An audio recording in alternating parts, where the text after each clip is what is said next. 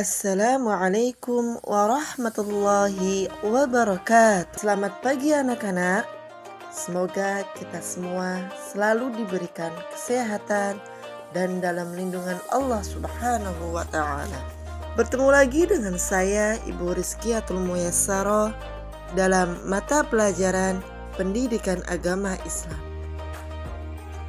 Hari ini kita akan belajar tentang syarat sholat, rukun sholat, tata cara pelaksanaan sholat, dan hal-hal yang membatalkan sholat. Seperti biasa, sebelum kita memulai pembelajaran pada hari ini, marilah kita berdoa terlebih dahulu agar diberi kemudahan dalam memahami pelajaran. Bismillahirrahmanirrahim. Raditu billahi rabba wabil islami dina wabi muhammadin nabiyya wa rasulah rabbi zidni ilma warzuqni fahma amin ya rabbal alamin. Tujuan pembelajaran pada hari ini yaitu memaparkan syarat wajib dan syarat sah salat, memaparkan rukun salat dan hal-hal yang dapat membatalkan sholat, dan mendemonstrasikan tata cara sholat. Sebelum lanjut ke materi, silahkan simak video tentang tata cara sholat berikut. Assalamualaikum warahmatullahi wabarakatuh. Sahabat muslim, inilah tutorial sholat lengkap sesuai dengan mazhab Syafi'i. Sahabat hafizakumullah, berikut ini adalah tutorial sholat sendirian sesuai dengan mazhab Syafi'i, mazhab fikih yang banyak dipakai di berbagai belahan dunia. Mari kita simak penjelasannya berikut ini. 1. Bagi orang yang mampu berdiri, sholat fardu harus dilaksanakan dengan cara berdiri. Apabila tidak mampu, sholat boleh dikerjakan dengan duduk, tidur miring, atau terlentang sesuai dengan kemampuan. 2. Membaca takbiratul ihram. Adapun bacaan takbiratul ihram adalah Allahu Akbar. 3. Pada saat mulut membaca takbiratul ihram, hati orang yang sholat wajib berniat dengan minimal untayan kalimat semisal usolli fardhu zuhri. Artinya, saya niat melaksanakan sholat fardhu zuhur. Niat sholat secara lengkap ketika sholat sendiri adalah usolli fardhu zuhri arba'a raka'atim mustaqbilal qiblati ada'an lillahi ta'ala. Saya niat menjalankan sholat fardhu zuhur 4 rakaat dengan menghadap kiblat karena Allah Ta'ala. Kalimat zuhur bisa diganti dengan sholat lain sesuai dengan waktunya. 4. Saat memulai bacaan takbiratul ihram, kedua tangan mulai diangkat ke atas, direntangkan secukupnya, posisi tangan sejajar dengan pundak, telapak tangan dihadapkan pada arah kiblat, ujung jari sejajar dengan telinga bagian atas, dan ibu jari sejajar menyamping dengan daun telinga. Setelah tangan sudah sempurna berada di atas, lalu diletakkan di bawah dada di atas pusar dengan menggenggamkan telapak tangan kanan pada pergelangan tangan kiri. 5. Selama berdiri, mata sunnah dibuka serta pandangan mata fokus ke arah tempat sujud. 6. Setelah takbir, sunnah membaca doa iftitah. Kabira walhamdulillahi katsira wa subhanallahi bukratan wa asila. Inni wajjahtu wajhiya lilladzi fataras samawati wal ard hanifan musliman wa ma ana minal musyrikin. Inna salati wa nusuki wa mahyaya wa mamati lillahi rabbil alamin la syarika lahu wa bidzalika umirtu wa ana minal muslimin. 7. Sunnah membaca ta'awudz. A'udzu billahi minasyaitonir rajim. Apabila orang yang sholat setelah takbiratul ihram langsung membaca ta'awudz atau surah Al-Fatihah, maka ia tidak lagi disunahkan membaca iftitah. 8. Membaca surat Al-Fatihah. 9. Sunnah membaca amin. Dalam bahasa Arab, amin mempunyai arti semoga engkau Allah mengabulkan. 10. Sunnah membaca surat dari Al-Quran selain surat Al-Fatihah pada rakaat pertama dan kedua bagi orang yang sholat sendirian atau sedang menjadi imam. 11. Sunnah membaca takbir saat akan ruku.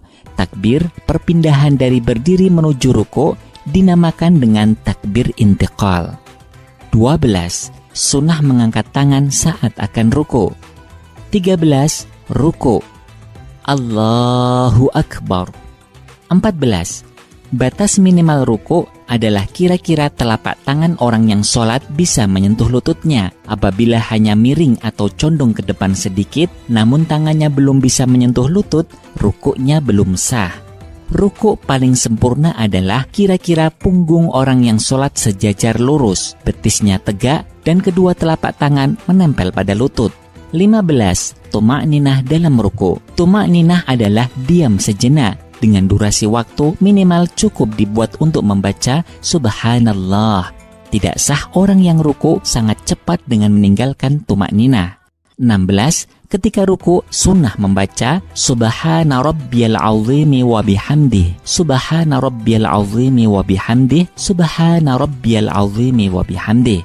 17. Ketika bangun dari ruku menuju i'tidal sunnah membaca Sami'allahu liman hamidah. 18. Sunnah mengangkat kedua tangan pada saat bangun dari ruku. 19. I'tidal dengan tuma'ninah. I'tidal adalah berdiri tegak seperti pada saat awal melaksanakan sholat.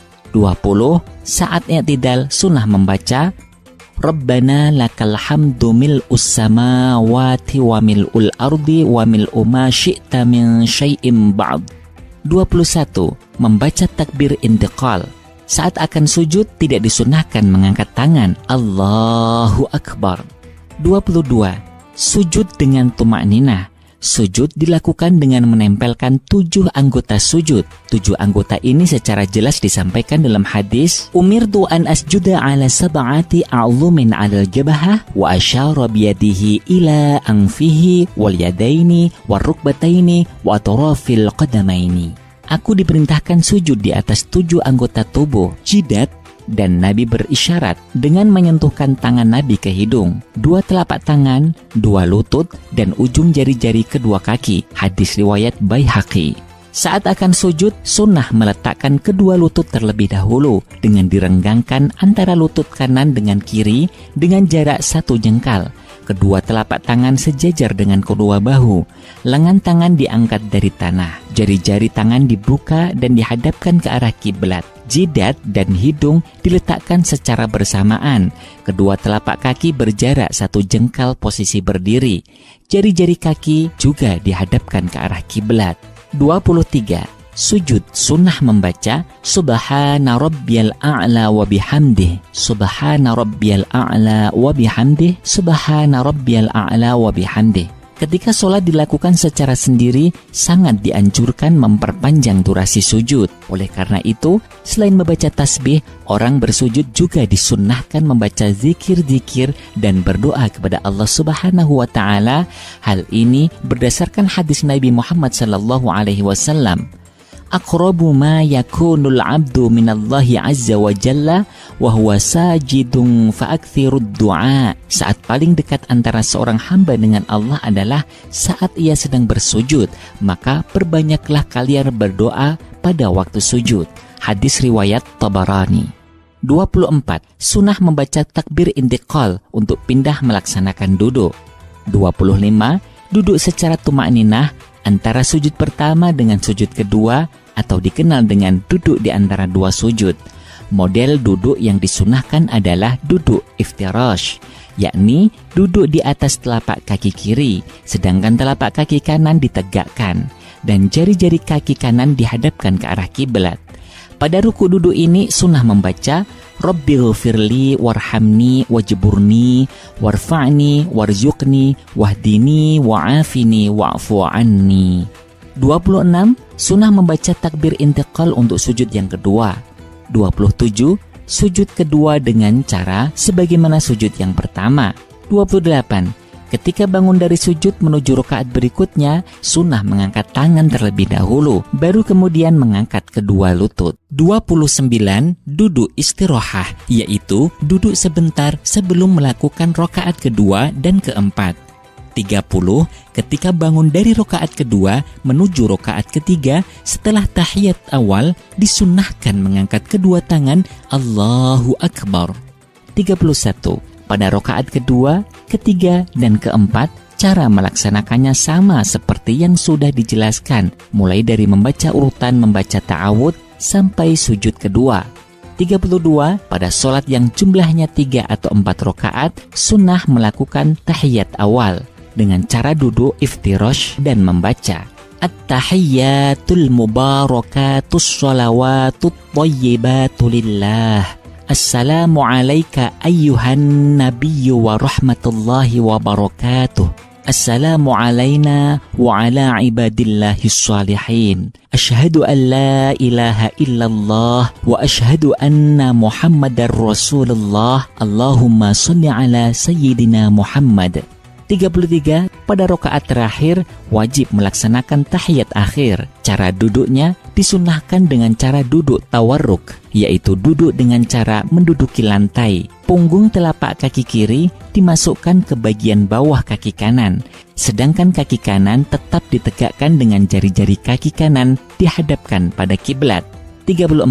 Ketika tahiyat akhir membaca At-tahiyyatul mubarakatus sholawatut thayyibatu lillah. Assalamu alayka ayyuhan nabiyyu wa rahmatullahi wa barakatuh. Assalamu alayna wa ala ibadillahis salihin. Asyhadu an la ilaha illallah wa asyhadu anna Muhammadar Rasulullah. Membaca sholawat kepada Nabi, Allahumma shalli ala sayyidina Muhammad. 35. Sunnah membaca sholawat kepada keluarga Nabi wa ala ali sayyidina Muhammad. 36. Juga disunnahkan melengkapinya dengan sholawat Ibrahimiyah. Kama shallaita ala sayyidina Ibrahim wa ala ali sayyidina Ibrahim wa barik ala sayyidina Muhammad wa ala ali sayyidina Muhammad kama barakta ala sayyidina Ibrahim wa ala ali sayyidina Ibrahim fil alamina innaka hamidum majid.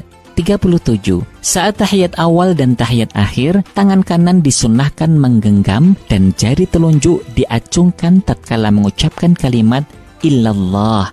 Adapun tangan kiri direntangkan tanpa perlu menggenggam seperti tangan kanan. 38. Setelah selesai membaca sholawat Ibrahimiyah, sunnah membaca doa Allahumma inni a'udzubika min adzabil qabri wa min adzabin nar wa min fitnatil mahya wal mamat wa min fitnatil masihid dajjal. 39. Mengucapkan salam yang pertama Assalamualaikum warahmatullah. 40. Pandangan mata yang semula fokus melihat ke arah tempat sujud, maka ketika jari telunjuk berdiri ketika membaca illallah, sunnah memandang ke arah jari telunjuk. Pada saat salam diucapkan sampai pada kata kum, sunnah mengalihkan pandangan ke arah tempat sujud lagi. Jari-jari tangan yang semula terkepal dilepaskan, baru kemudian menengokkan wajah ke arah kanan sampai kira-kira pipi bisa terlihat dari arah belakang. 41. Membaca doa Allahumma inni as'aluka fauzan bil jannah. 42. Setelah selesai salam yang pertama, disunahkan menghadap lagi ke arah tempat sujud, lalu mengucapkan salam yang kedua Assalamualaikum warahmatullah. 43. Pada saat selesai membaca kum, baru disunahkan berpindah menengok ke arah kiri. 44. Membaca doa Allahumma inni as'alukan najata minan nari wal afwa indal hisab. Sahabat muslim hafizakumullah, demikian ini paparan tata cara sholat sendiri secara ringkas. Semoga bermanfaat. Wassalamualaikum warahmatullahi wabarakatuh. Baik, selanjutnya tentang syarat wajib sholat.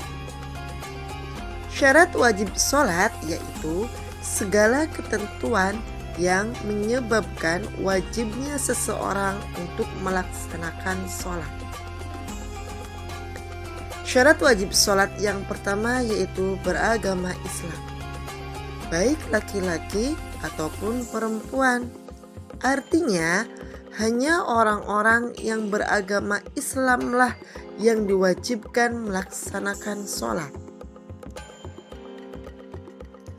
Yang kedua, berakal sehat. Maksudnya adalah tidak ada masalah dengan akalnya atau jiwanya, seperti orang gila. Yang ketiga, baligh. Maksudnya sampai pada masa dewasa, di mana dia sudah mempertanggungjawabkan semua tindakannya sendiri. Adapun ciri-ciri orang baligh ada 3, yaitu yang pertama, sempurnanya umur 15 tahun baik laki-laki ataupun perempuan. Yang kedua, keluarnya air mani bagi laki-laki.